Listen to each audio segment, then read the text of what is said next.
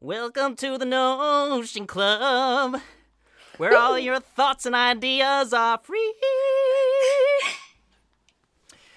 You have indeed found the Notion Club. Welcome. And today I've got with me, and as always, Mariah.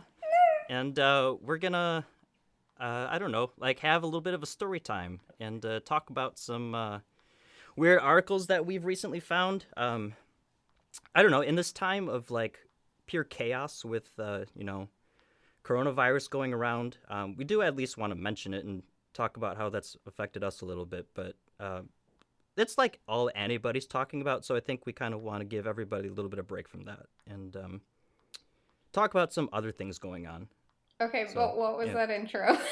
I loved it. I love it. That's just a little spitballing. I don't know. Aw, you're in such a good mood.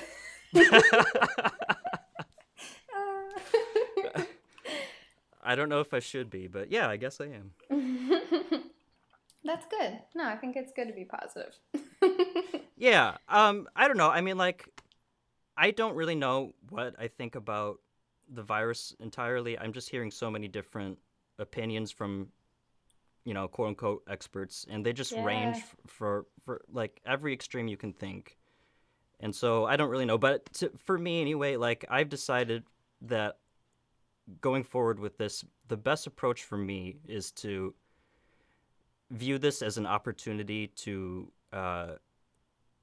really come down on myself and like get better at the things I want to get better at. And, my plan is to just like hunker down and really, really concentrate on making music and read the books that I've been wanting to read, just better myself as a person. And I think this is kind of a good opportunity to do that. Will you be writing a COVID-19 song? I hadn't thought about it until you just mentioned it now. Like, the problem is I don't know what I think about it. You could be like, strum, strum, strum. They took all the toilet paper. We can get rid of that. I don't want my singing voice here. Hey, if mine's going to stay in, so is yours. Oh, no.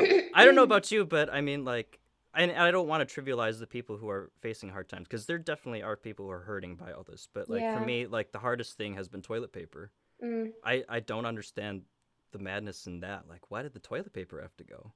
Yeah, I wonder if it's because a lot of people have never gone through a crisis like this.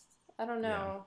Because it's not like we're instructed on how to prepare for viruses, like large-scale viruses, or, like that there might be scarcity. How do you prepare for that? Doesn't seem like a lot of, at least middle and upper class families have that plan in the back of their minds. Maybe is that Yeah. No, I mean that sounds legit to me. Like, yeah, maybe everybody was just deciding to prepare for the worst. Yeah. And once you hear something's getting snatched up, you yeah. can't help it. I mean, like, I was stupid for not going out and buying toilet paper.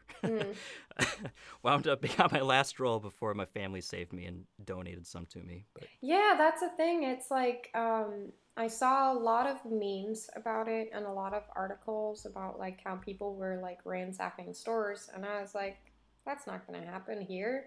No. And then I went to the store because we actually needed toilet paper. We had like 2 rolls left. And I generally go and get a 25-pack because then I don't have to buy toilet paper for like, I don't know, 2 months. The worst part about buying toilet paper is carrying it in. Yes. Because it's so large, it's so bulky than the rest of your groceries.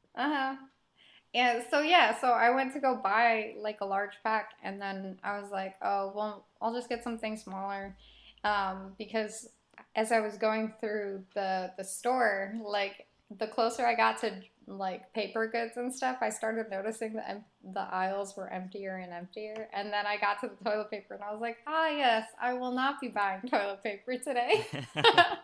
And I was like, great, what am I going to do? Like, I didn't think this was like legitimately something that was happening.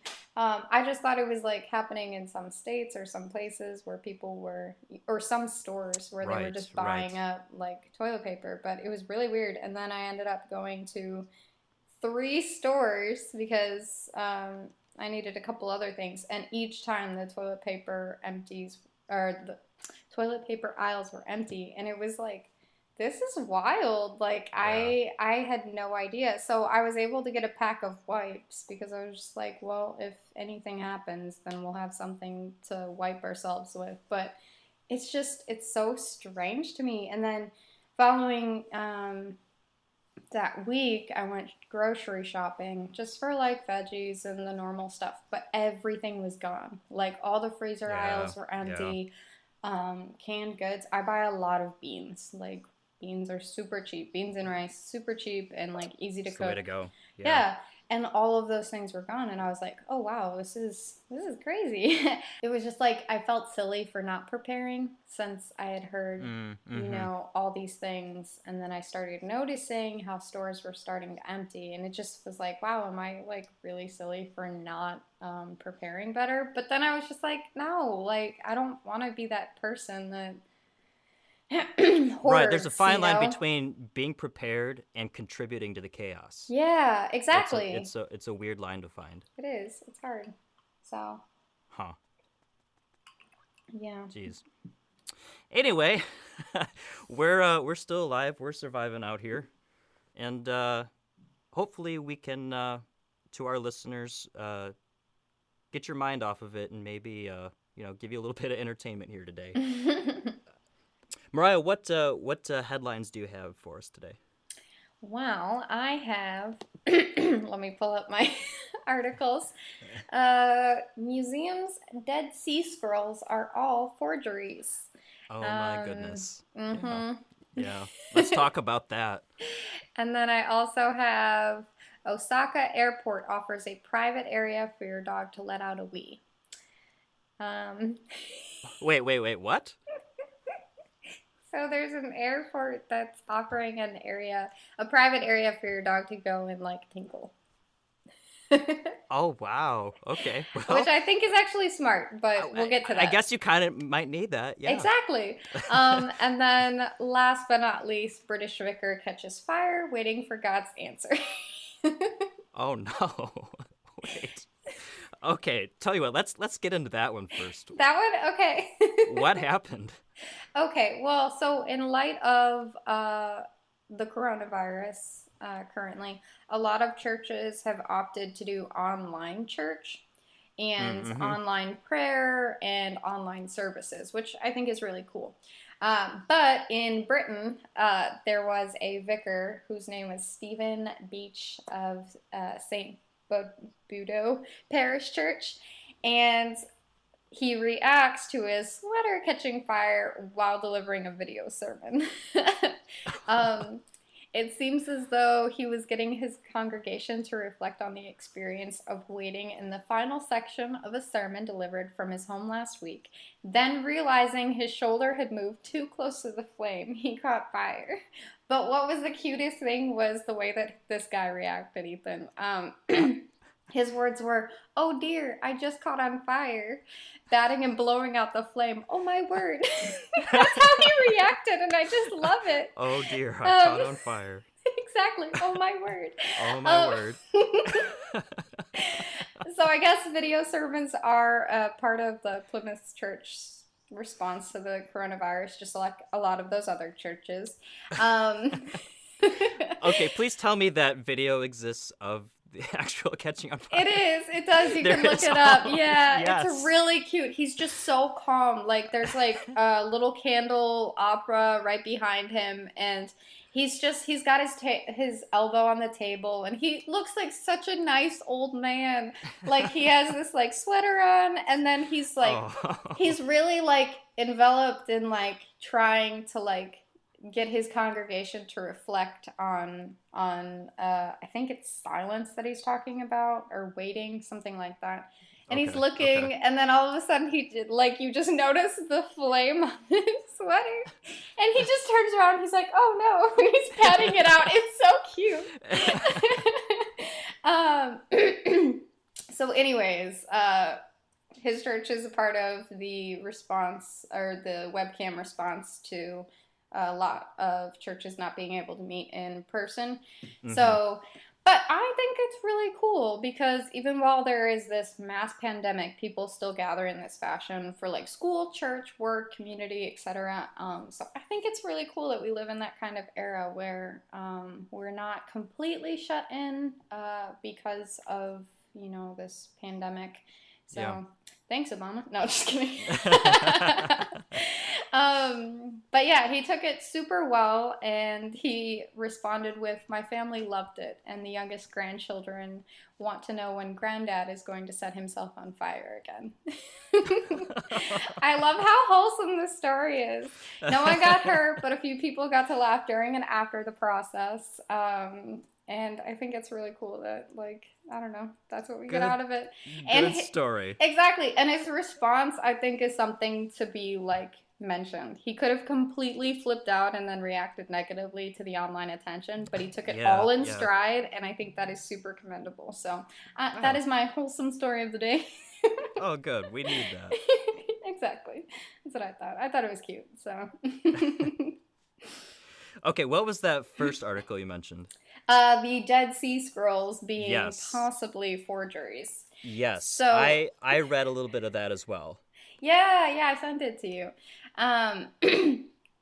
But basically, some of the Dead Sea Scrolls have been found to have been forgeries. Now, this article comes from Paul Seaburn, and he opens it up with, "The Dead Sea Scrolls, the first bundles of which were discovered in 1946 in the Qumran caves in the Judean desert on the northern shore of the Dead Sea, date back to the 3rd century BCE, and are believed to be some of the oldest known surviving manuscripts in the Hebrew Bible. 16 fragments of the Dead Sea Scrolls currently in the possession of the Museum of the Bible in Washington, D.C. were recently studied by art forgery experts, and apparently they're fakes." Dun dun dun! Dun dun dun dun. The museum said this on the matter: "The Museum of the Bible is trying to be as transparent as possible. We're victims. We're victims of misrepresentation. We're victims of fraud." Oof. Yeah, I know. Isn't that like, aw? It's kind of disappointing, honestly. That's like, I think my first reaction I had to reading this was disappointment. But not all of the Dead Sea Scrolls are forgeries, just this particular set. Yeah, I read another article. I should have saved it, but it kind of raised the question, okay, since we found some forgeries inside those same Dead Sea Scrolls, what does that mean for the rest of them? Yeah. And the article didn't really have a definitive answer. It kind of left it open-ended. Well, but I would say the credibility is now in question. Yeah. I may have an answer for you on that one a little bit further into the article. Hold on, I'm seeing if the recording is still going. Oh, good. It was just last year that the Museum of the Bible, a non-sectarian museum in theory. Do you know what that means? I did not look up that meaning. Let's look it up. Sectarian? Because I wanted to be very clear in understanding that part, but then I forgot to look it up. So it means denoting or concerning a sect or sects. Okay, so it's a non-sectarian museum. Oh, that makes sense, actually. Okay. So it's a museum that's not concerning a sect.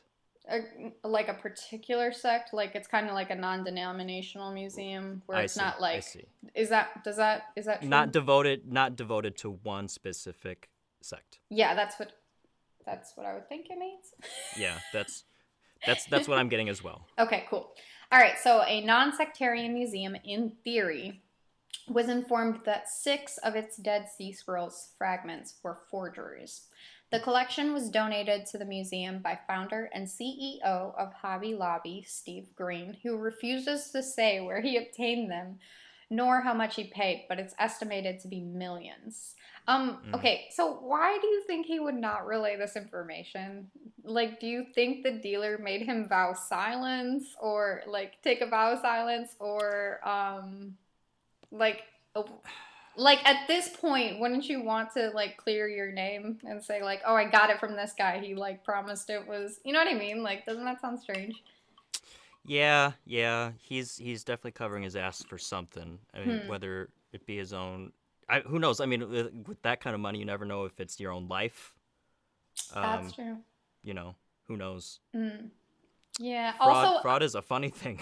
I didn't realize that the Hobby Lobby founder was that rich to be putting in like millions into. I mean, obviously, we don't know exactly what he paid, but it's estimated to be millions of dollars. Um, Huh? that's a lot of money. That is a lot of You money. know, I don't know. For me, it is anyways. I'm not rich. So back to the story. Apparently, each exhibits characteristics that suggest they are deliberate forgeries created in the 20th century with the intent to mimic authentic Dead Sea Scroll fragments. The report showed that the museum's fragments were leather hide parchment, which may have come from ancient Roman shoes of the era. Um, then they were coated with a shiny substance, possibly glue. I can't read today. That came from one source, indicating all of these forgeries were handled by the same forger, even though the Green family says they came from 4 different sellers. Hmm. Um, Plus, apparently, they were covered with minerals from Dead Sea caves. So, I mean, obviously, it was well thought through, even though it was a scam. Sure. Yeah. Yeah. Does this mean all of the estimated 100,000 Dead Sea Scroll fragments may be fakes? Fortunately, most of these are in the Israel Museum in Jerusalem, and those have undergone intense scrutiny for years to authenticate them. It's the fragments showing up in black markets and on eBay that should be questioned, the article says.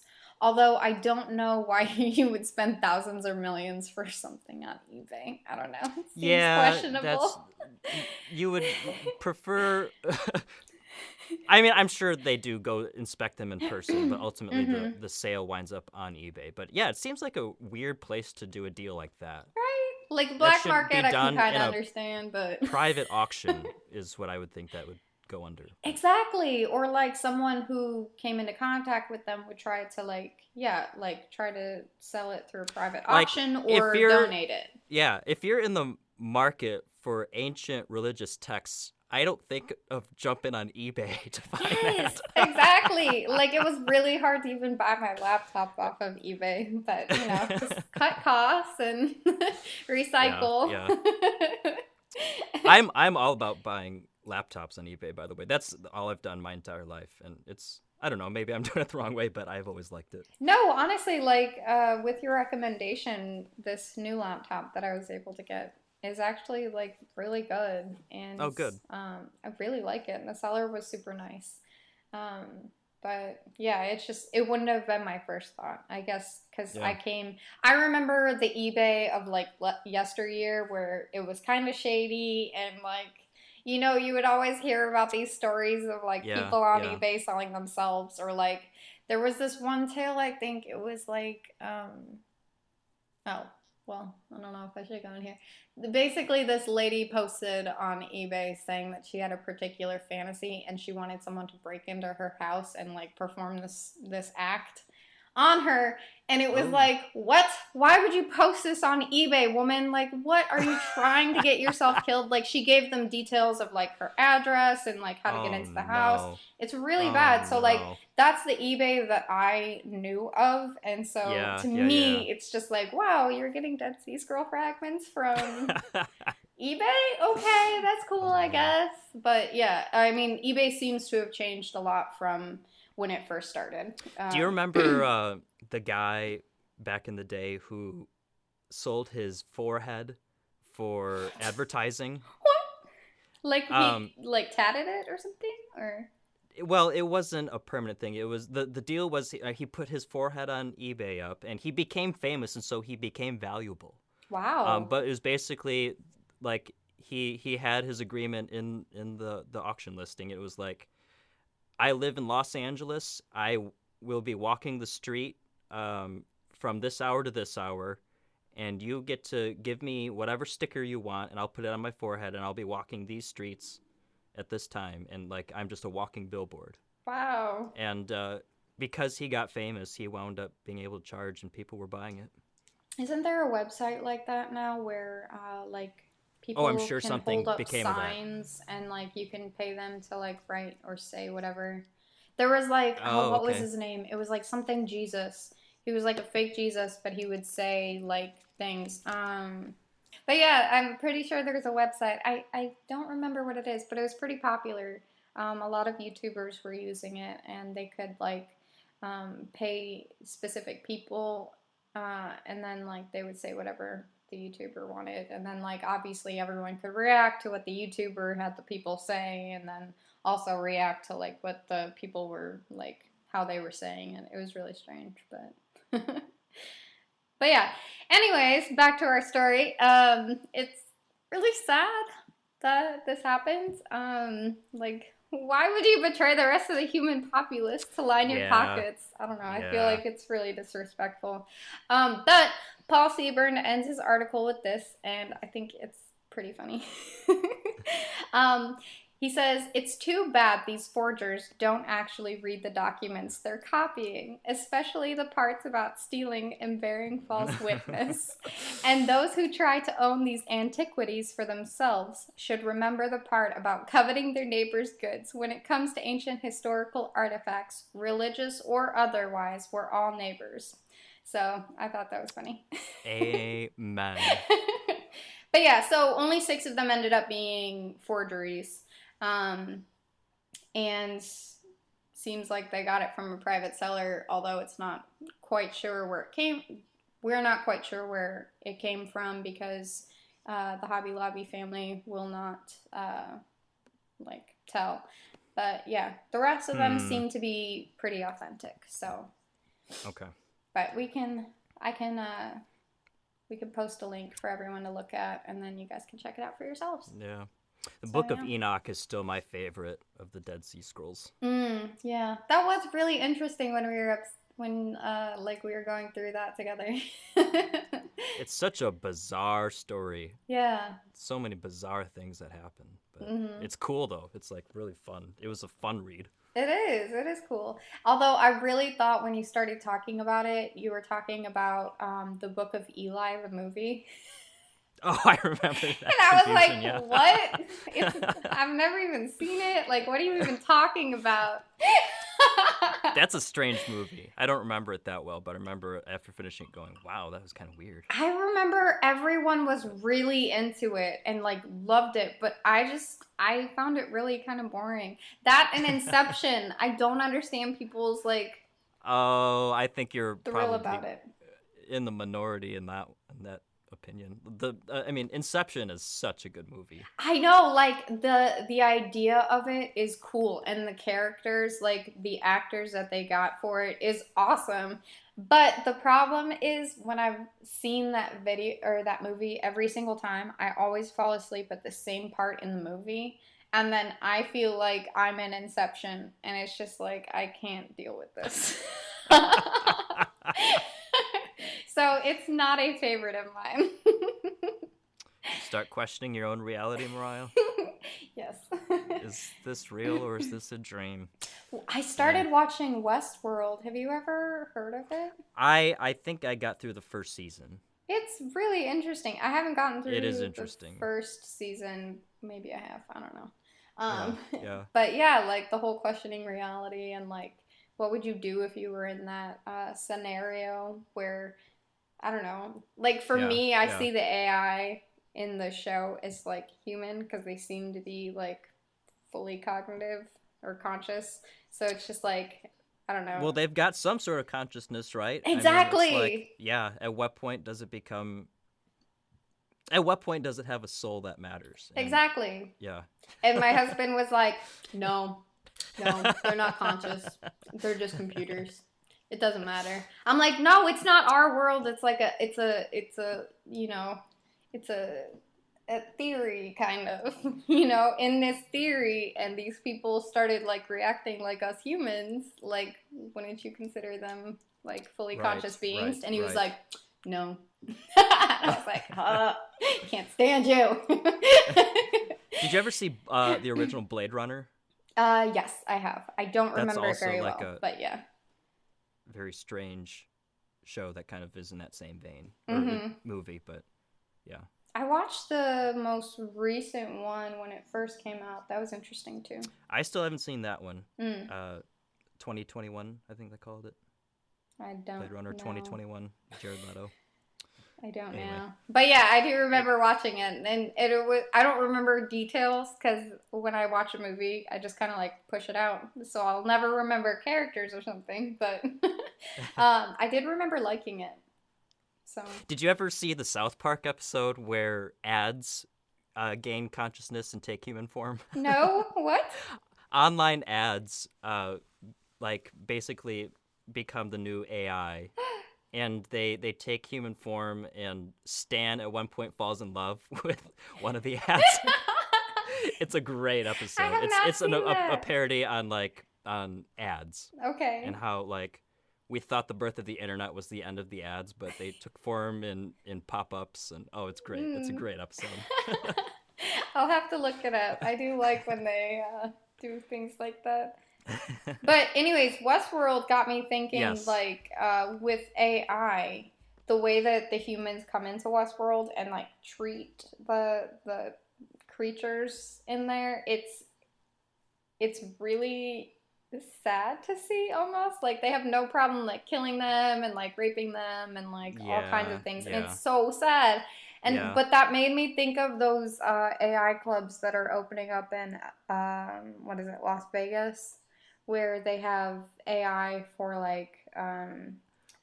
the robot brothels. Yes, yeah, that Unicult was a part of in creating. Yep. It's just I don't know. It's how is this going to actually help us with I don't know.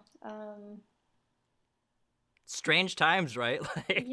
What in the world does that mean for people in society? Because I remember one of her arguments was something about how it would make men better because they would have to learn how to act with the AI bots, and also she was trying to say that men need to ask consent of the robot. Yes. Yeah. But then also she went in and said that if men take out their energy on the bots, they will be less prone to do so on actual women. I was like, that now what? Too. Yeah. Are you kidding me? To me, it seems statement. It would only encourage men to continue, taking women and doing whatever they want. Yeah. It just, it feels like, I don't know, I feel like it's encouraging the wrong attitude towards women. And also AI, I feel like it's just disrespectful and dirty. I don't know. I could be wrong. Certainly doesn't sound wholesome, right? Right, exactly. AI is cool, and I think it should be pursued. But I don't know. I just can't. Yeah. Maybe I've read too many dystopian novels, though. Oh my goodness. But yeah, so my last article is an airport that is offering, so it's called Osaka Airport Offers a Private Area for Your Dog to Let Out a Wee by Junko Fujita. I don't know. I'm sorry. I botched your name. We tried. I'm sorry. In Tokyo, Osaka's Itami Airport is setting up a toilet area for traveling dogs, complete with a pole for them to cock a leg on. This is hilarious. Talks like that. This airport has created a place for your traveling companion to take a dump. Apparently, the toilet is in a fenced-off yard outside the terminal. It will also have a shower and water bowls. Operator Kansai Airport said, the peephole will flush. They literally call it a peephole, Ethan. The peephole will flush. And it will flush. It will be the first such canine comfort facility at a Japanese airport. So something I've never actually thought of because I've never traveled with pets before is where the pets would go to relieve themselves. Yeah, I've just yeah, never even like crossed my mind. same. So I do think it's a brilliant idea, although I am a little curious about the automatic pee pole flushing Yeah, I'm mechanism. I'm s- I'm not really getting a good grasp of what that's gonna be like, Like, but how are the dogs to know that they gotta cock their leg up on a pole and then like flush it? right, Like, do they right, flush yeah. it, or do like is there like a human there to like help them out?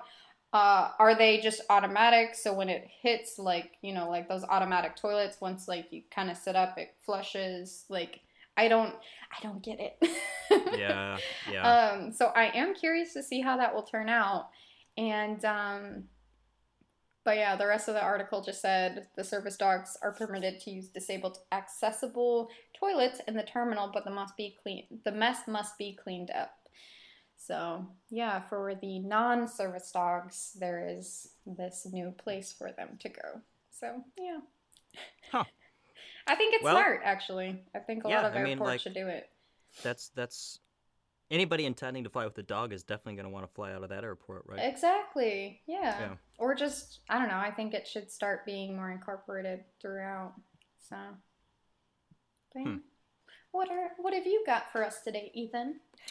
Well, first, I mean, I don't want to spend too much time on this because I know everybody's talking about this as well, but I know what it Tiger is. King. Yes. Oh my goodness, what an amazing show.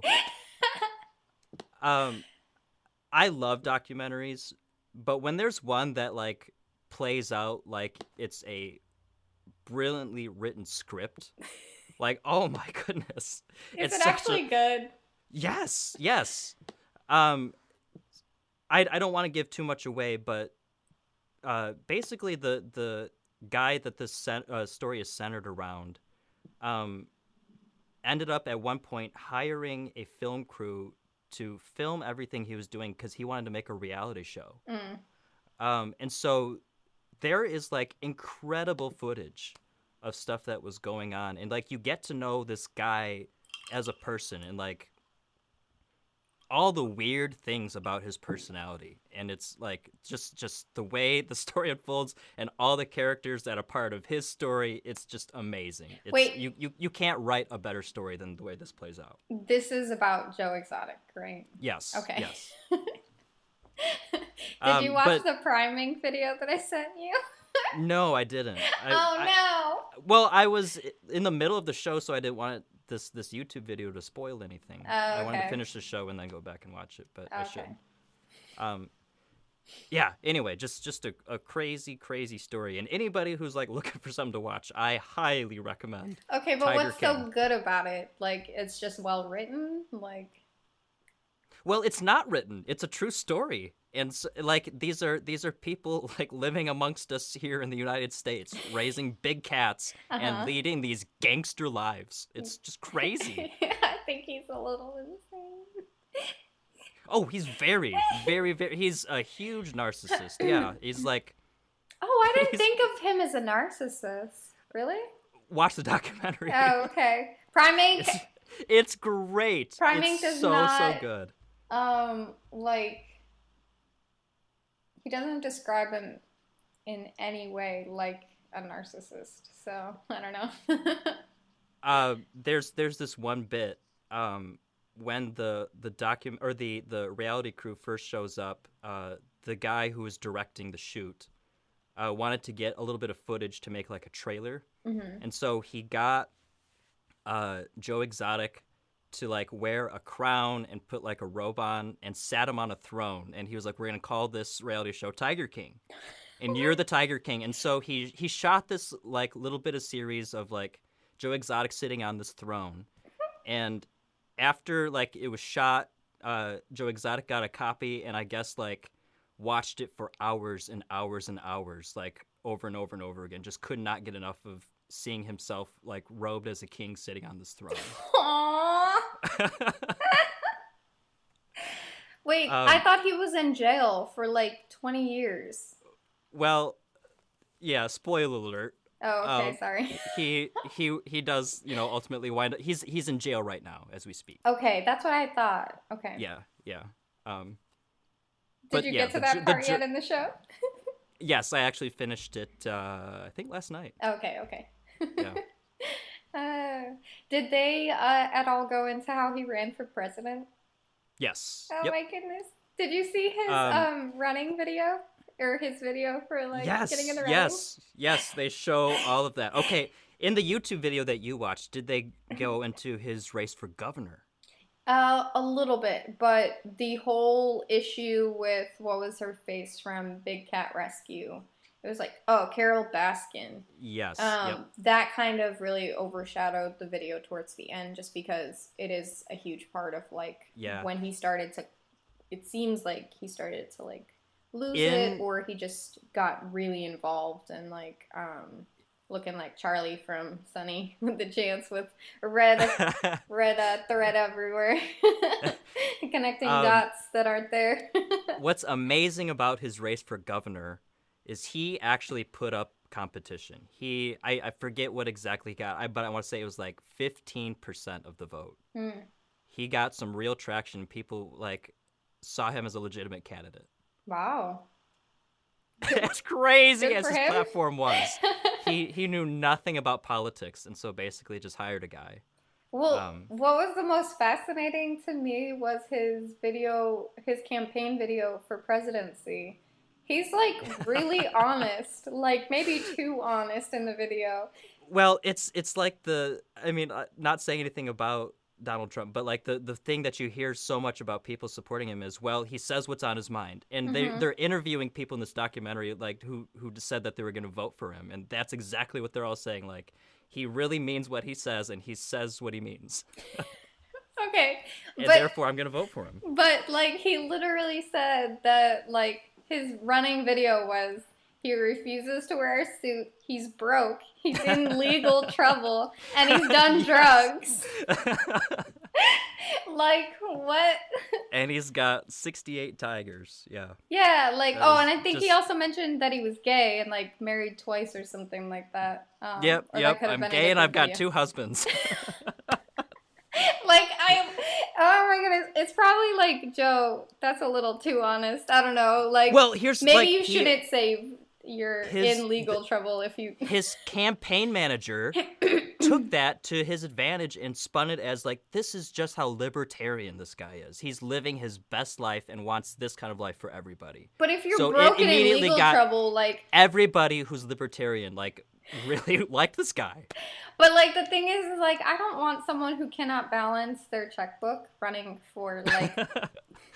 yeah. You know, the president, like, or in legal trouble. Like, drugs, fine. Like, I'm pretty sure every single one of the presidents in the past couple has done a little something on the side. Not gonna judge, but, just... And the suit thing doesn't necessarily bother me. Like, I mean, at least he's wearing pants and stuff. I don't know. But the broken legal trouble part really kind of, I don't know. I would not elect him. Right, yeah. Like, get yourself together and then, like, come out and say, like, I was once broke. I was able to, like, change that part of my life around. Or I was in legal trouble, but since then I've learned and, like, made sure to, get my life in order. Think about this. If you immediately own all of your weaknesses, your opponents have nothing on you. If he were to try to, like, trivialize his debt and all that shit, like, people would pounce on that and he would look awful. But if he says in his campaign commercial, I'm broke, nobody can say anything that he hasn't said already. True, yeah. It was brilliant. Do you think you would have voted for him? I don't know. The honesty to me is... No, I would not have voted for him. But I would have respected the guy. I would have followed every move of his campaign. Yeah. The honesty, I think, is a plus on his side. But just, no. Goodness. Anyway, getting to the articles that I randomly found here. This one was kind of randomly making the rounds all week. Mm. But this one that I pulled for reference here is from USA Today, and it's scientists discover an ancient worm-like creature that's the ancestor of all animals, including us. Hmm. And they've got like a hypothetical picture of what this thing looks like based on fossils, and it just looks like some short, fat earthworm. Is it like But like it's kind of, I guess, like being generally consented amongst evolutionary scientists that this is the original thing that like turned into mammals. hmm? How like why? What are they saying is proof? Let's see here. I genuinely want to know. So Yeah. Like it sounds like too crazy to be like, yeah, we should question what we're supposed to believe we came from a little short fat earthworm. Let's see if I can find some details here. Okay, so it's a quote. It's the oldest fossil we get with this type of complexity. UCR geologist and study co-author Mary Drozer said, the tiny fossil, about as big as a grain of rice, was discovered in Australia. Evidence for these early fossils is rare, scientists say. Most studies rely on trace fossils or the tracks that they left behind rather than the preservation of the soft-bodied organisms themselves. wait, so it's the size of a rice grain? Yes. Yep. That's tiny. Yeah. How did they even find that? That's so cool. I'm still looking for... This article doesn't really answer your question. Like, how do we know that this is the first organism? Yeah. This article does not address that. So it doesn't go into like else how here. they dated it, what their system of date was. It does not even mention their dating method. No, Oh. they're just saying 555 million years old. Let me run a quick search here to see if I can find Journalism today. answers. Claims with no facts to back it up. And that was USA Today. Ah, that's disappointing. All right, guys. So we took a short break to try to do a little bit of research on these questions that Mariah raised, because they're good questions and they're kind of obvious ones too. But I am unable to find anything. So we're going to link the USA Today article here and keep looking around. If we find any updates, we'll maybe update our social media or something. But in the meantime, if any of you have answers or are aware of this, let us know and inform us. I am a little disappointed because I was really hoping that it would be like pictures of like big earthworms, like in the novel Dune, where they're like crawling in the sand and like they're like huge burrowers. That Yeah. that's what I was thinking, like with like gnashing teeth and stuff. But then you were like, it's the size of a grain rice, and I was like, Yeah. oh, okay. Not to get too far off topic here, but do you remember in the last Hobbit movie where there was those gigantic earthworms that were tunneling for the orcs? Yes, and I also thought of Dune. Is that what the dune worms are like? Similar. Maybe not that large. It's a little different.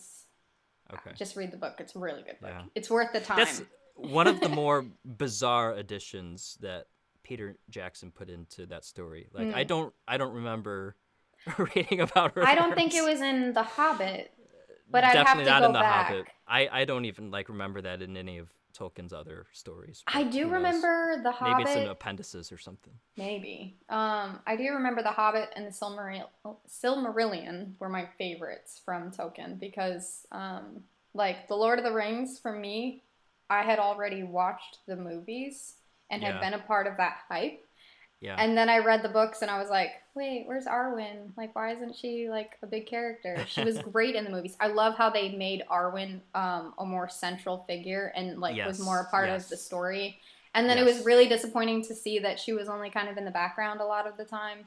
And And then just like so many little things. I don't know. The book felt slower, but maybe if I went back and reread it, I would feel Yeah. differently. Those But movies are so brilliant. I mean, mm-hmm, like they rarely changed a thing, but when they did, it was like, yeah, that's making the story better. it did. Yeah. An obvious thing to me is uh in the Fellowship of the Ring, Mm-hmm. the omission of the bit about Tom Bombadil.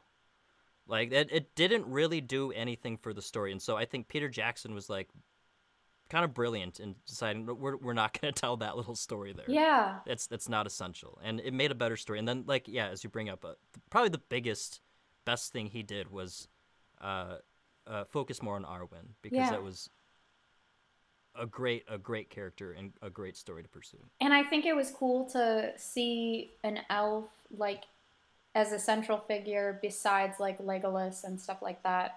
You got to kind of see what were her people called? What type of elves were they? The oh, you're They gonna quiz weren't me wood now. elves. No, they They weren't. They were weren't. There's three types of elves, aren't there? quote higher elves. Yeah, yeah. It was just really cool to see that. And then also, she ended up, like, in the story as well, in the book, she ended up staying. But it was just, I don't know. I thought it was really Yes, cool that they yes. did that. That's why I was a little disappointed in the Hobbit series, the movie series, because um, the Hobbit, like, book is so good and so full of, like, adventure and, like, more insight that I was a little disappointed with the movies. Yeah. I still like the movies. They Mm-hmm. just they were not as excellent as Lord of the Rings was. No, it was so good. It was still good, but if you didn't read the Hobbit movie or read the book, sorry, not movie. If you didn't read the book, then like it would still be like, wow, this is really cool. But I don't know. I just felt like reading Yeah. it was so much better. I am excited though. I've heard that they're coming out with a Silmarillion series, which goes into the lore of how Middle Earth came about, Yes. and we get to learn Yes. more about the elves and how they were the first creatures. And I don't know. I just think like nerd It's got a lot moment. of It's potential. cool. Yeah. I'm looking forward to it too. Me Amazon, I too. believe, is putting that thing on. That's so exciting. Do you know when they're putting it out? Who knows now with coronavirus? I think they're Oh. like right now in the middle of production. I wouldn't be surprised if they were probably in the middle of shooting it. But Mm, if I remember correctly, they were shooting for 2021. okay. Let's Look at go. how the movie industry like will really take a hit on this. I mean, people can't go to movie theaters to see movies that Yeah, were supposed to yeah, come out. Like, I'm really disappointed because I really like going to the movies every once in a while. Not too often. I go like every like 2 months or something for something that I'm really interested in. yeah. Like Parasite, I was so excited to see that movie in theaters. I didn't, but it was just like, Mm. this is such a cool concept. I'm really excited to see something different. And I never went. I don't remember why, but yeah, I feel like the movie industry would take a huge hit from this COVID Yeah, 19. yeah. Theaters especially. I mean, they're Mm-hmm. just they can't open. Mm-hmm. Losing money every day. Another thing was I was really nervous about libraries. I was like, no, we won't be able to rent books for a long time because anyone that's possibly, had the virus and didn't know it and we're checking out books and movies and stuff. Yeah, yeah. Like I was like, no. And then my husband was like, well, the virus, I think he said 9 days. It like can only stand on like objects for 9 days. I don't know if that's true. Correct me if I'm wrong, guys. But Conflicting reports on that. Again, I've heard everything from 3 days to 21 days oh myself. wow. Yeah. Okay. Yeah, but like Just like, who do you believe? exactly. And it's just like, how long are we not going to be able to take out books? Yeah. So it's a little sad. Yeah. I found the answer. They were shooting for a 2021 air date, Mm, but yeah, we'll see if that's changed by yeah. what's going on. Mm-hmm. Anyway, another kind of random article. This one's not exactly recent. The article's from October of 2018, but I just thought this was a hilarious story. Have you ever heard of the artist Banksy? Yes, I have. Yeah. He's like a graffiti artist. Mm-hmm. Have you heard this story about one of his paintings that went up for auction and sold for $1.37 million? And Wow. as soon as the gavel came down, the painting self-destructed. What? he had rigged his own painting. Inside the frame that it was being housed in was a shredder. And he programmed it so that as soon as it would be sold, it would self-shred. What? How would it even do that? It just had like this mechanism. I was kind of wondering that myself. Like, did he have a remote control for it? And it didn't actually say. This is from NPR. This article that I was reading, but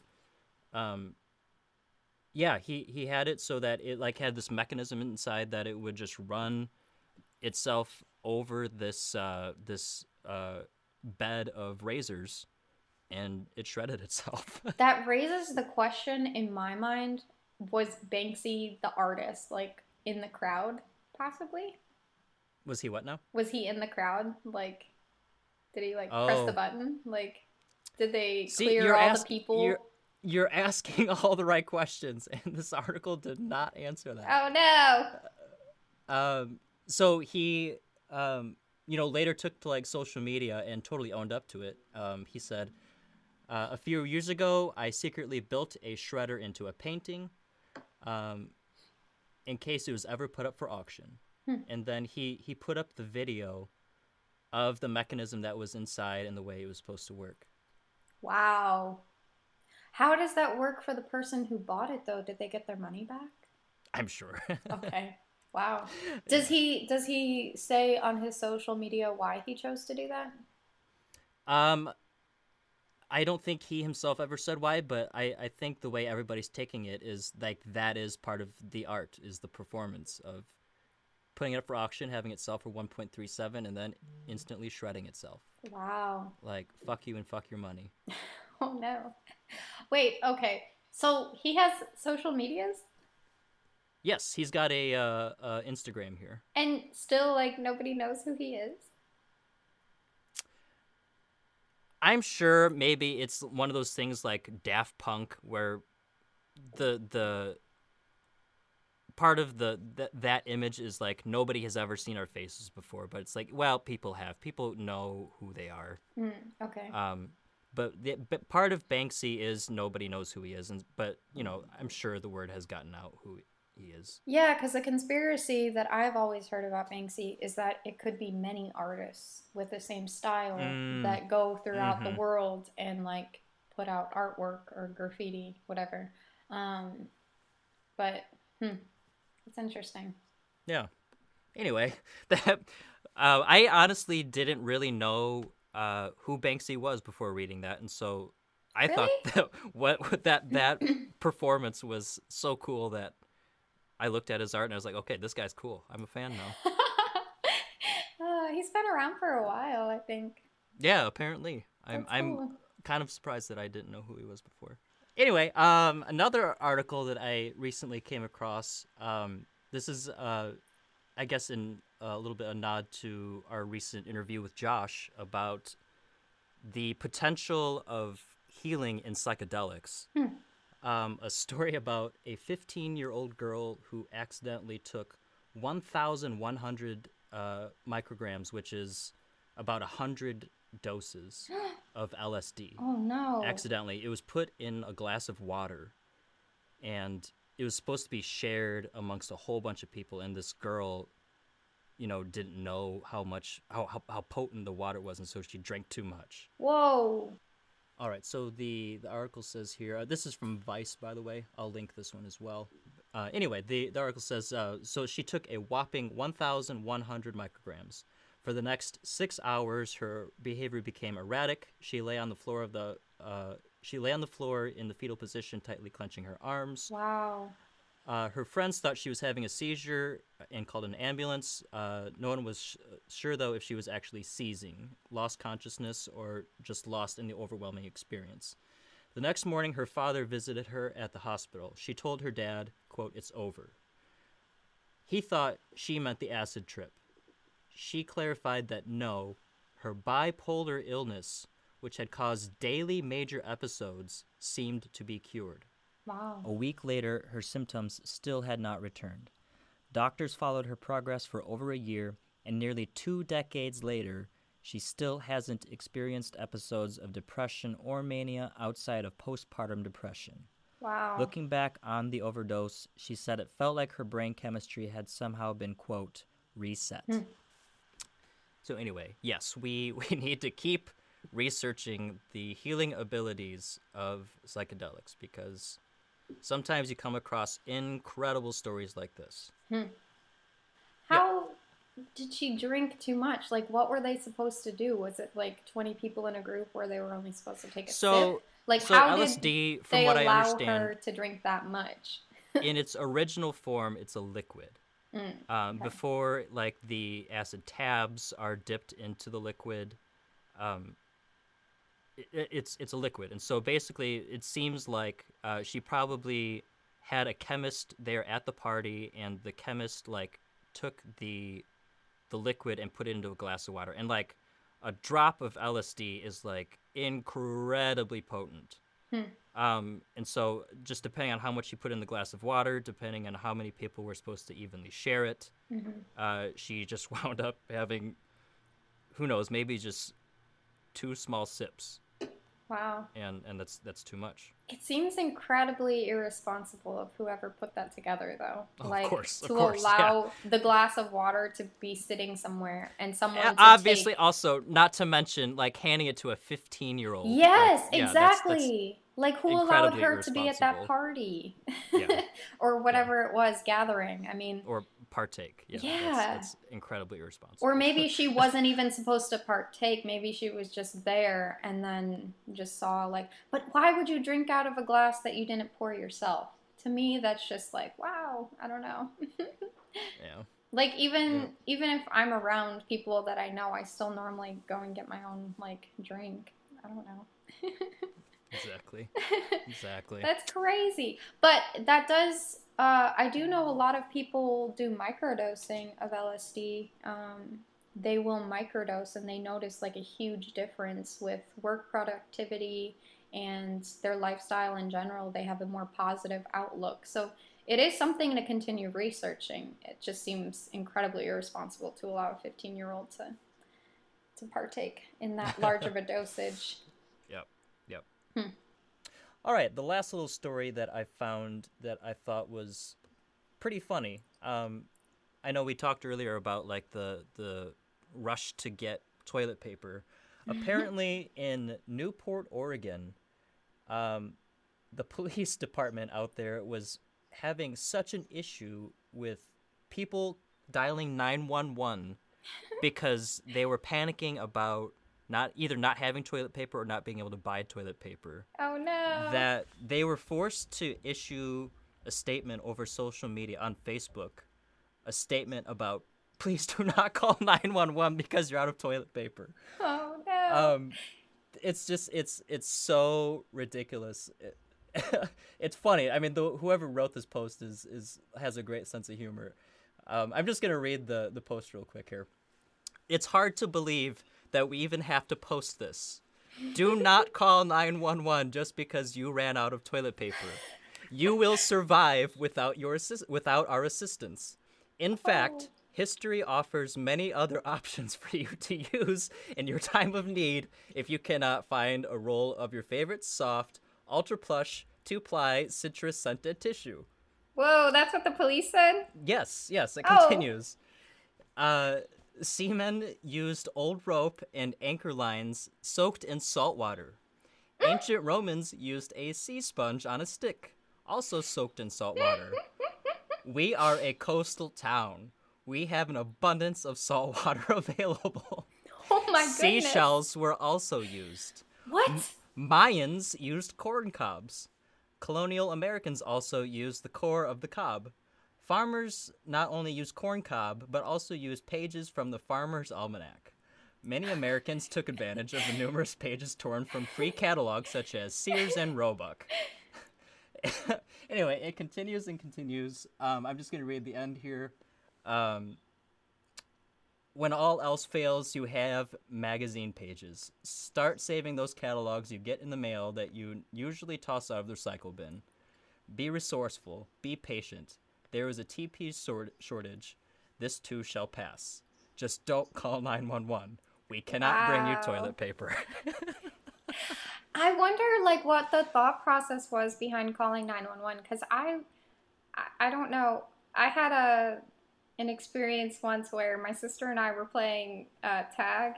We had a two-story house growing up, and on the second story, my sister and I would play hide and seek because my parents couldn't hear below that we were like running around and stuff. And I threatened to call. I get really scared, so I threatened to call 911 on my sister for chasing me.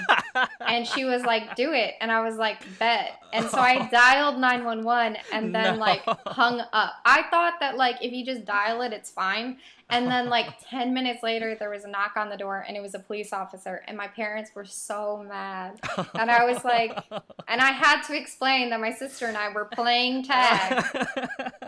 And I just have never thought ever since of calling 911 for anything other than an emergency. I don't know. It's just like, I get that toilet paper is short, but like, what can the emergency response units do for that? They don't have a stock, I'm sure, themselves. Like, you know, It's just how crazy some of us have gotten. Wow. We're going to call 911. That's crazy. I'm a little surprised that they said that, like, the way they said that. I don't know. I love it. All we can do right now is have a sense of humor about things. Like, yeah, I don't know. To me, like, I love the post. That is the perfect response to getting emergency phone calls for toilet paper. I did think though, if we ended up running out completely and they weren't to be restocked, I was like, well, I have books that I don't read. I could use those pages. But then I was like, oh, the ink's bad for the skin. Like, what is that gonna do? But I was like, well, if it comes to worst, like, that's, you know, you do have to be kind of industrious in that way. Gotta do what you gotta do. Get creative. Wow, that's crazy. Anyway, yeah, that's all I've got for us. Those are some headlines that I found to be either funny or fascinating. Well, this has been a good story time. Hopefully this was a nice reprieve from the monotonous. I know that social distancing is one of the best tools that we have in our toolbox right now for COVID-19, besides hand washing.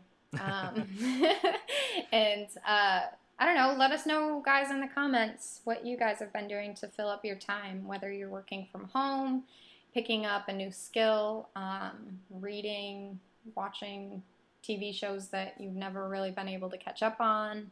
Let us know. And yeah, Ethan, what have you been doing to fill the time? I've really been cracking down on making music. To me, there's nothing more fulfilling than writing a song, and so I'm just always trying to get better at that. It's kind of my my holy grail, if you will. That's the thing that I need to always be chasing. And so there's just so much about myself that I want to improve. I want to get in shape. I want to read more books. I want to get better at the guitar all the time. I want to get better at meditating. And so, I mean, like, with all this extra time, it's like there's now no excuse to not do it. Yes. And so I'm turning my focus onto, you know, making myself better in the ways that I want to. How are you trying to get more physically fit? Because I thought you've always said that working out was like a block for your creative... Yes, you're right. If I get... into regular routines, working out hard at the gym, it seems like I start getting writer's block. And so I have not so far been able to find a happy medium of like getting just enough exercise that, you know, I'm not winded if I try to run a mile. I am. Yeah. I mean, like, that's how I am now, but I'd rather not be. I would like to be able to do that, and, you know, just being healthy. It's important, especially if you're trying to fight off a virus. So anyway, like right now, I don't do anything. I don't exercise at all, and in the long run, that's going to catch up. And so, anyway, I need to find that happy medium though, because it is a legitimate concern of mine. When I do work out a lot, for some reason, I have no creativity. I have seen a lot of people picking up running recently because it is something that you can do without going to the gym. You know, being socially distant, you don't necessarily come in contact with anyone, so you're not harming anyone, Right. but you're also staying fit. You're staying out in the sun, which would help your immune system. I thought that was really cool. I Yeah. think that's something positive that came out of all of this. Agreed. Agreed. Another observation I've made, when I do interact with people, whether it's at the gas station or, you know, the UPS guy who still delivers to our office, like, Mm. everybody is a lot nicer to each other.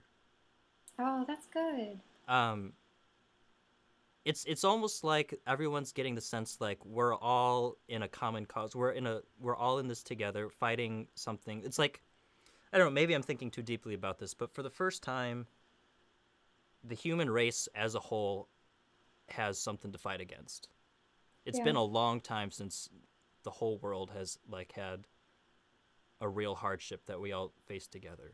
And I think people are kind of like, whether or not they're conscious about it, we get that feeling like, so yeah, just be nice to the next person or the person next to you. We're taking so many things for granted that Yeah. I think we're stopping to appreciate the things that should matter. I don't Mm. know. I think it was Dan Carlin who said that war normally brings, like, one of the positives out of war is it brings people from different backgrounds together to Yes. fight for a common cause. Yes. Um, but with war, obviously, there's death, and obviously, the COVID 19 is claiming a lot of lives, which is very sad um, and devastating. But it is something that is bringing people closer together. Although something that I have been thinking about recently is with this whole social distancing, there's a lot of encouragement to reach out on through social media to family members and friends that you haven't really been able to talk to in a bit, and I think that's cool. But I think I'm not trying to be preachy or anything. Just for some people that have anxiety towards social media, it is important to keep in mind that even though you are trying to reach out, those other people, if they don't respond right away, it's important to remember that, like, maybe it's very hard for them to pick up the phone or text back because they have such an anxiety towards those things. I don't know. That's something that I've been thinking about. Like, I have anxiety that is generally induced by social media. I feel like there's a lot of contention between people on Mm-hmm. the web, and so Mm-hmm. for me, it's very difficult to get on to a social media platform and respond because one, I'm busy, and two, it's just like, oh, what's waiting for me today? You know, so Yeah. I don't know. I think that's important to keep in mind is just if you do know of someone who has a social media anxiety, maybe just be gentle and try not to press too hard in reaching out. Just understand that they're there, and I don't know. That's just something that I've been Yeah. thinking about. Yeah. That's good. It may be difficult for some people. So, but yeah. Yeah. Um, while we're on the subject of music, you recently published a website for your music, Sure Muskego did. Brown. Yes. How did that come about? Well, in the spirit of, you know, doing the things that I think I should be doing, something in the back of my mind for a long time has been I need a website for my music. Mm. Um, constantly get asked by people about it, and I'm always, yeah, I know I don't have a website. And so this week just decided, well, I've got time on my hands and I'm in front of a computer, build a website. And so I did. I threw one up. MuskegoBrown.com. Uh, it's not a pretty website. Oh, I Again, I think just it threw. is. I will be honest. I hated the entire process of setting that website up, designing it, and it's not at all what I want it to be. It's just, yeah, I hate the process, and so I need to find somebody who I can hire to take the controls and make it better. But I did want to Mm. get something up because I have a lot of grand ideas for the website. I would like to uh, get more into writing, um, just, I don't know, like thoughts and reflections that I have about random things. Sometimes I feel inspired to write, but I don't really know what the point would be. Mm. And so I think the blog section of the website has some potential there. I have a lot of random lyrics that I've written that I never really turned into a song. They were kind of more poems than anything. And so I might publish a few of those there. And then, of course, I have big plans for new music that I'm in the middle of making. I had previously gone under the stage name Young Goodman Brown. And for the past half year or so, I've kind of felt like I outgrew that name. I was always inspired by Nathaniel Hawthorne's short story Young Goodman Brown, and had this weird connection to that character. I always kind of identified with him. And so for me, for several years, it was the perfect vehicle for the music that I was writing. It was kind of dark and reflective, and I could embody a character who I had a little bit of a backstory to. Okay. And recently have just kind of felt more inspired about being more myself instead of somebody else's character. Feeling, dare I say, less bleak than the Young Goodman Brown character these days. And so I kind of felt the need to get my own unique name. And so I kind of just came up with Muskego Brown because I like the way it sounds. It's a cool sounding name. And I feel like it's aesthetically pleasing. I don't know. Yeah. It just, in every way for me, it works. And so I decided, you know what, this I think I need to do this. Yeah. And so, I'm really excited about some of the new music that I'm working on. I feel like it's my best work yet. Recently was able to set up a proper music studio. Before, I had made all of my albums out of my apartment living room, which is just not ideal when you're trying to make rock and roll music. And so this studio has been fantastic. I'm able to make as much noise as I need to and do everything. Like the apartment was such a limiter on my potential, and I now feel like I can really do anything that I'm inspired to do. And so I'm excited to put out some music. I'm thinking about putting out a single very soon. I'm still working on it, but it's almost done. I guess I'll give our listeners a exclusive preview. I'm calling the song right now "The Skies Over Lake Delavan," and it's the longest song I've ever written and recorded, but it's also my favorite thing I've ever done, and so I'm excited about putting it out. Cool. So will you put that in the end of the show, or? No.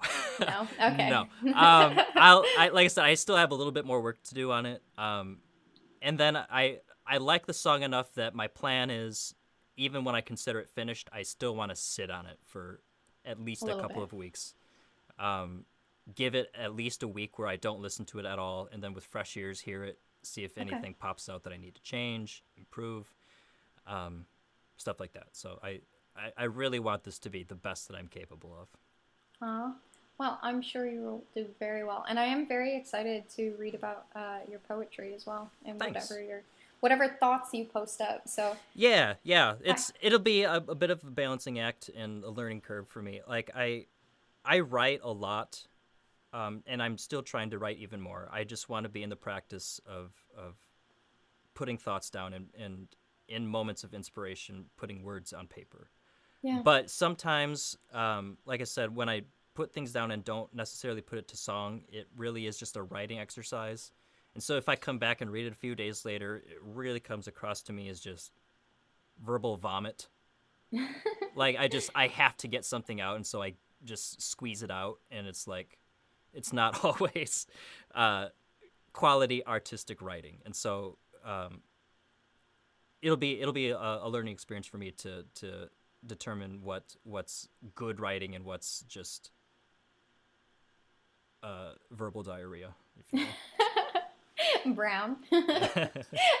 Brown down. Can I ask you, what is behind the name Muskego Brown? Like, what was your intention behind it, or the inspiration? Well, the biggest reason I decided on it was literally just because I like the way it sounds. But and then obviously Muskego, I drive on Muskego Avenue. It's a street in Milwaukee quite a bit. It's on a common route that I take. Muskego is also the name of a town that's about 20 minutes south of Milwaukee. So Muskego is very much a Wisconsin name as well. So I guess you could say the name is kind of leaning into where I'm from. Okay. Midwest psychedelic folk music. I don't know. That's so cool. Something like that. It sounds like the first of its kind for that genre you just described, psychedelic Midwest folk music. Yeah. That's awesome. I'm by no means I get inspiration constantly. I'm not claiming to be anything that's never been done before, but I will say, it's as unique to me as I can possibly come up with. And so that, I think, was the driving motivation behind picking a new name. That's awesome. I think that's really cool. Thanks. I wish I was musically talented, but I am not. I'm not gifted in that capacity. I took, I think, 11 years of piano lessons, and not so great. Still, I could read music, like sheet music, but that's about it. You're educated. That's good. Yeah, just not gifted. But you're gifted in so many other things. Thank you. Thank you. Yes, of course. I hope so. But yeah. Anyway, I don't know about you, but I think that about does it for me for today's episode. Okay, I'm ready. I hope this was good for you guys. You could get a couple laughs out. Yeah. Everybody keep your chins up. We're going to get through this together. Yes. Cool. All right. That's all I got. Peace out, bitches. All right, bye. Bye.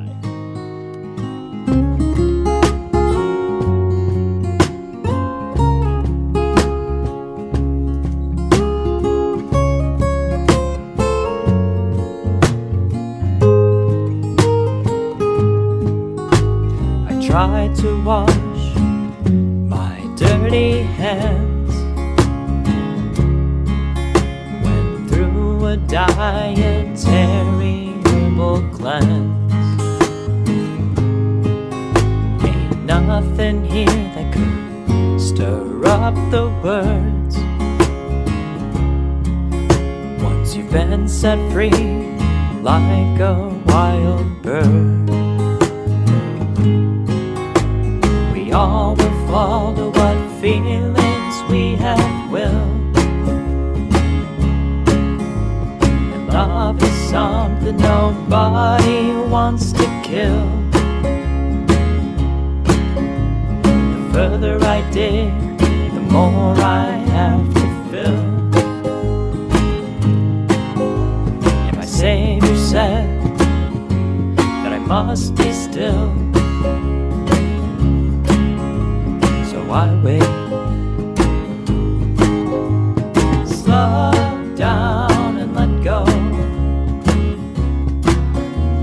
Slow down and let go. Slow down and let go. Slow